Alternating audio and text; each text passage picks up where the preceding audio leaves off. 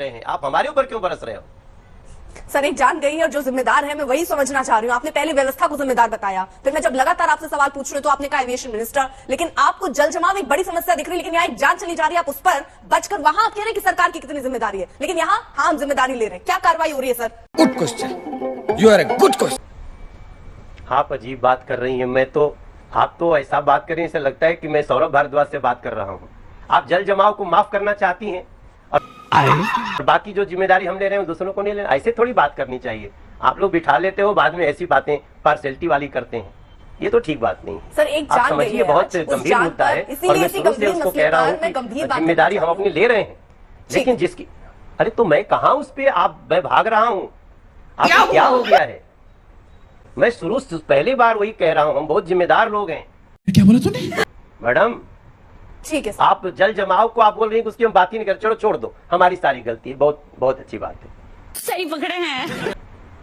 क्या बात है? ऐसे सर ये गलती पार्सल नहीं होना चाहिए। बहुत बड़ा एहसान नहीं है सर, एक जान चली जाती है।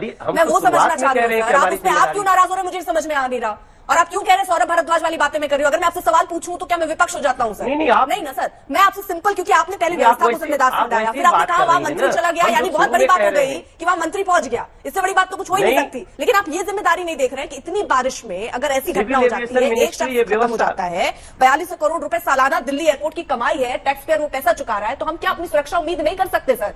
ये इतनी छोटी सी उम्मीद भी हमें नहीं रखनी चाहिए क्या? उसके लिए भी क्या हम स्वतंत्र नहीं है क्या? तो हम आपकी बात से कहां डिफर कर रहे हैं? हम आपकी बात से कहां डिफर कर रहे हैं? आप लेकिन जल जमाव को आप सोच रहे उसकी बात हम क्यों करें? चलो ठीक है, मत करो।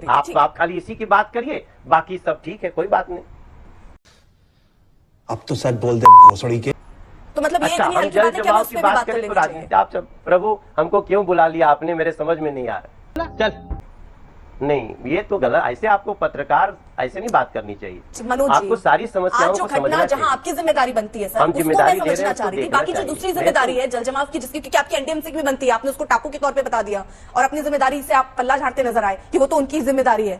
खैर, बहुत बहुत शुक्रिया मनोज जी हमारे साथ जुड़ने के लिए। मेरा ये चैनल सब्सक्राइब करें